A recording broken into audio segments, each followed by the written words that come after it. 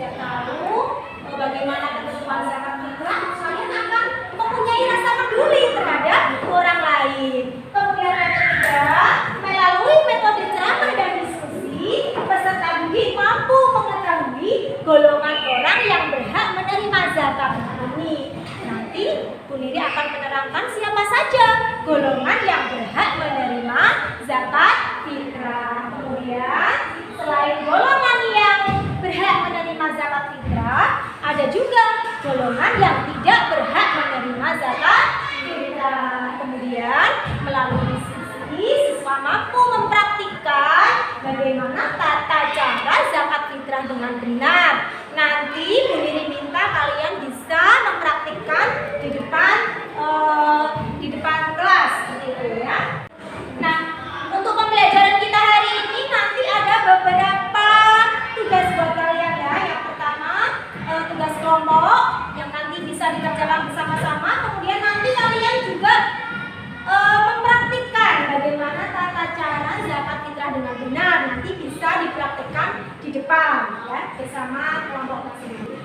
Nah, silakan kalian buka buku paket kalian halaman 6. Silakan dibuka semuanya halaman 6.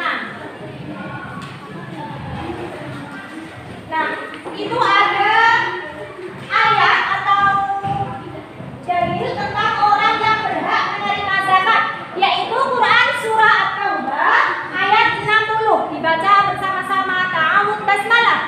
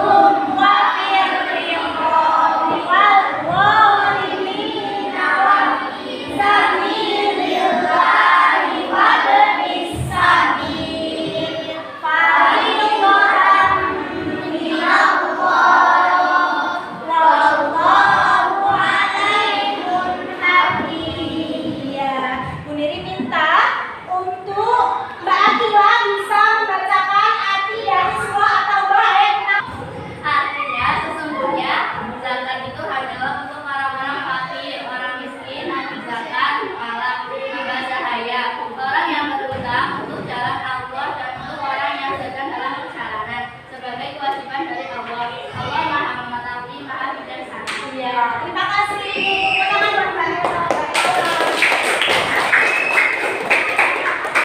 Nah, di sini Bu Niri akan menerangkan siapa saja golongan yang berhak menerima zakat atau biasa kita kenal dengan istilah mustahik. Yang pertama adalah fakir. Siapa fakir? Fakir adalah orang yang tidak memiliki pekerjaan dan masih kekurangan dalam mencukupi kebutuhan sehari-hari. Bagaimana bisa dia mencukupi kebutuhan sehari-hari? Pekerjaan saja tidak punya. Ini adalah fakir. Fakir ini berhak untuk menerima zakat. Kemudian yang kedua ada miskin. Miskin adalah orang yang memiliki pekerjaan tapi tidak mampu untuk mencukupi kebutuhan sehari-hari. Jadi sebenarnya miskin ini sudah punya pekerjaan, tetapi dari pekerjaannya tersebut dia tidak bisa untuk mencukupi kehidupan sehari-hari. Kemudian yang ketiga ada amil. Amil itu siapa? Amil adalah orang yang mengelola dana pengumpulan dan juga pembagian zakat. Amil zakat biasanya ada di masjid, ada di madrasah. Nah, ini adalah amil zakat. Amil ini juga berhak untuk menerima zakat fitrah. Selanjutnya ada mu'alaf. Siapa mu'alaf itu? Mu'alaf adalah orang yang masih lemah imannya karena baru masuk Islam dan menyatakan masuk Islam. Jadi mu'alaf ini adalah orang yang baru masuk Islam. Selanjutnya ada rikob. Rikob itu adalah budak. Budak atau hamba sahaya. Yang di sini sebenarnya budak tersebut sudah mampu untuk merdeka, tetapi karena tidak memiliki harta untuk menebus dirinya, dia tidak bisa merdeka. Makanya di sini rikop atau hamba sahaya perlu kita kasih zakat fitrah supaya bisa menebus dirinya. Kemudian dia bisa merdeka. Kemudian yang selanjutnya ada gharim.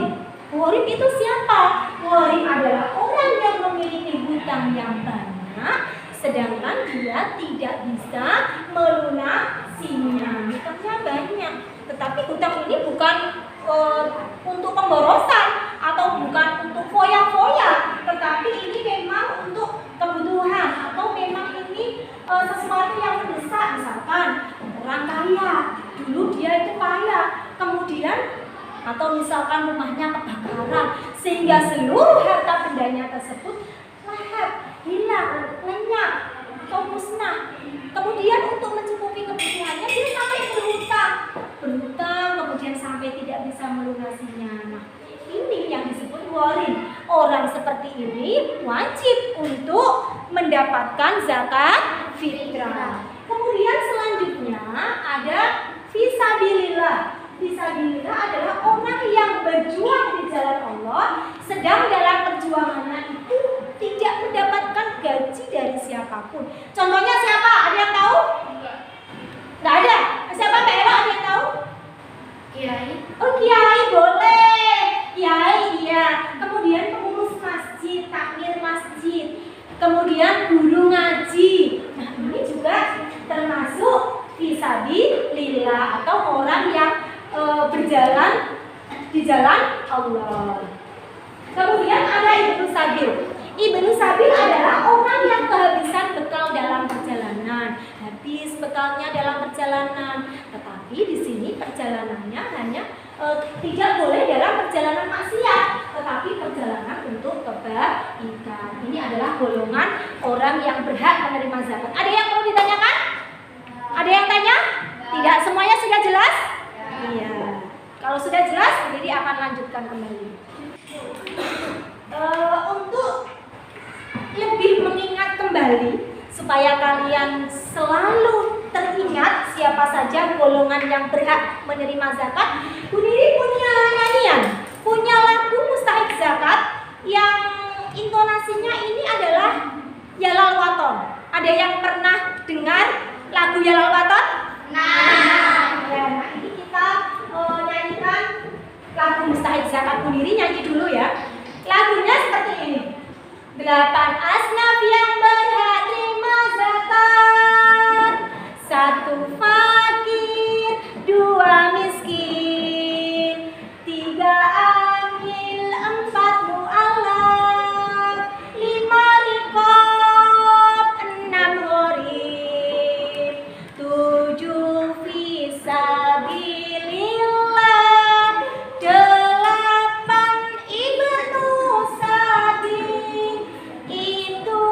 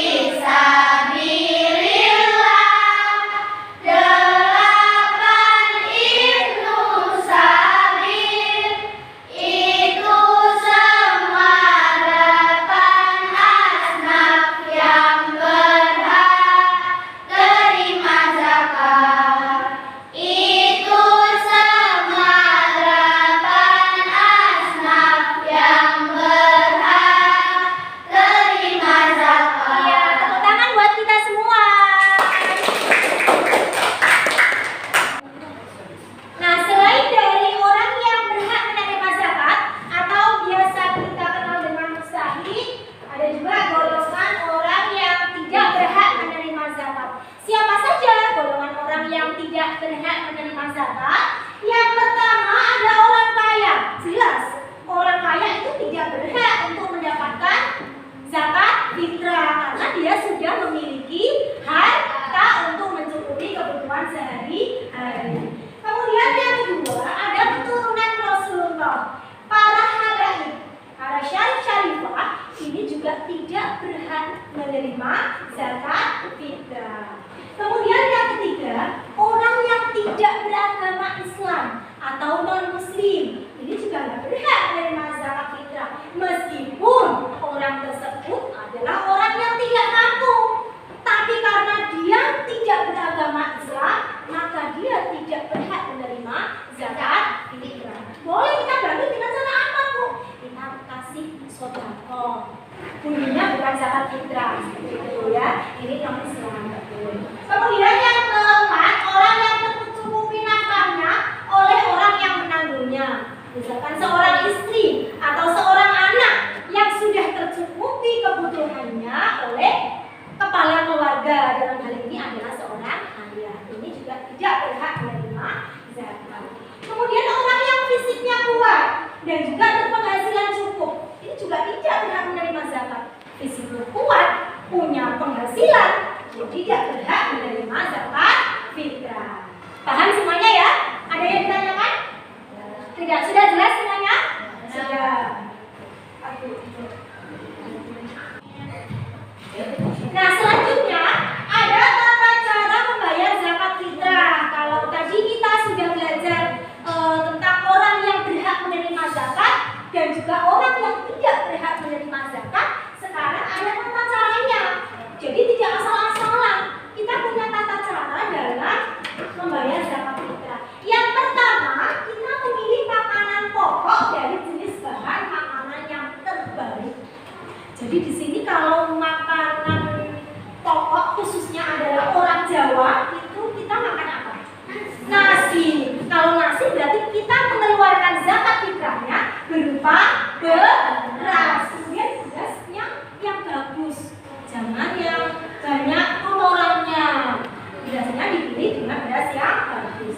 Kemudian yang kedua, kita makan sesuai dengan ketentuan yang ada. Nah, ini sudah pelajaran yang minggu kemarin dikatakan berapa takaran yang harus dikeluarkan setiap orang Islam dalam pengeluaran zakat fitrah? 2,5 kilogram atau kalau diliterkan 3,5 liter atau 1 sok. Kemudian yang ketiga, makanan pokok kita berikan langsung kepada orang yang berhak atau kita serahkan kepada panitia pengelola zakat.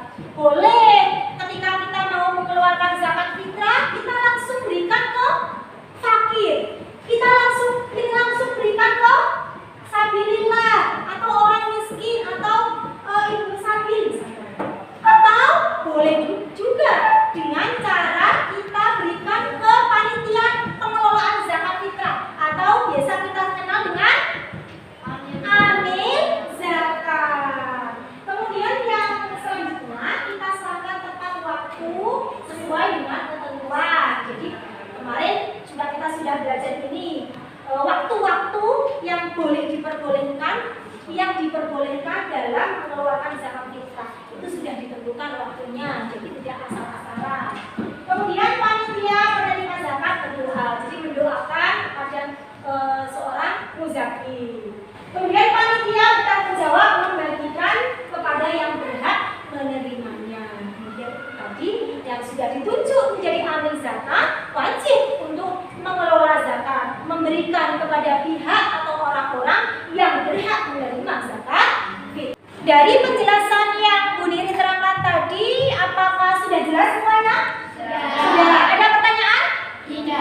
Kalau tidak ada pertanyaan, Bu Niri akan memberikan lembar LKPD diskusi kelompok.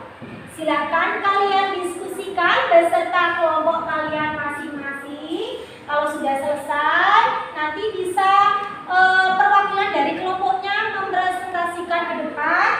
Selanjutnya, setelah presentasi, kalian juga harus mempraktikkan zakat fitrah sini. Bagaimana sembahyangnya. Bu Niri akan bagikan, silakan kalian nanti dibaca petunjuk dalam pengisian LKPD-nya ya. Untuk LKPD-nya, untuk LKPD diskusi kelompok, saya kasih waktu 15 menit.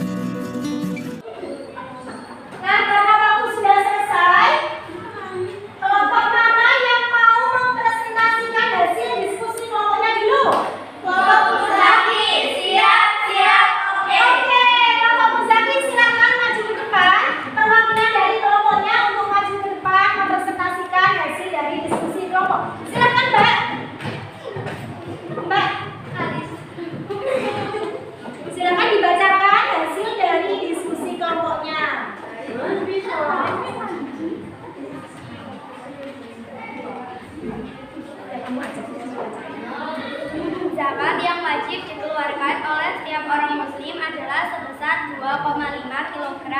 Pak Ahmad memiliki 3 anak perempuan, 1 anak laki-laki, dan seorang istri. Berapa zakat yang harus dikeluarkan Pak Ahmad? Ya, silakan ditulis Pak, berapa zakat yang harus dikeluarkan oleh Pak Ahmad. Nah, kita lihat apakah hasilnya benar kelompok Muzaki.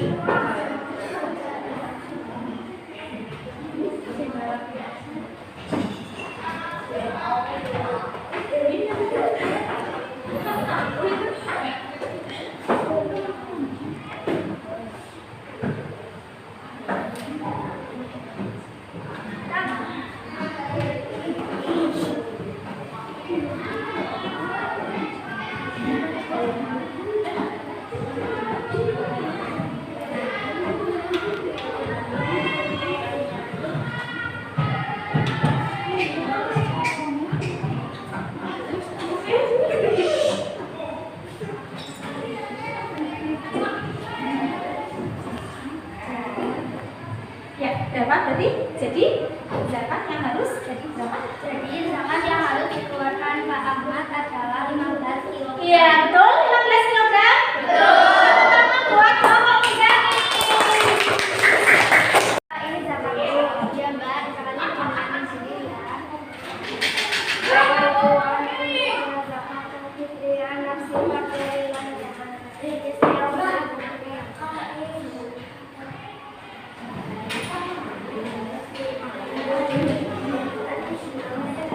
Terima kasih buat kelompok Muzaki yang sudah mempraktikkan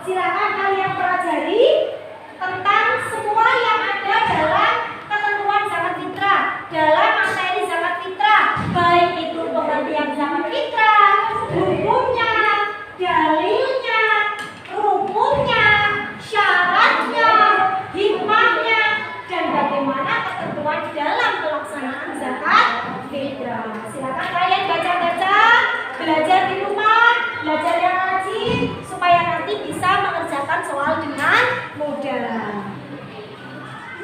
Ya, karena waktu sudah selesai,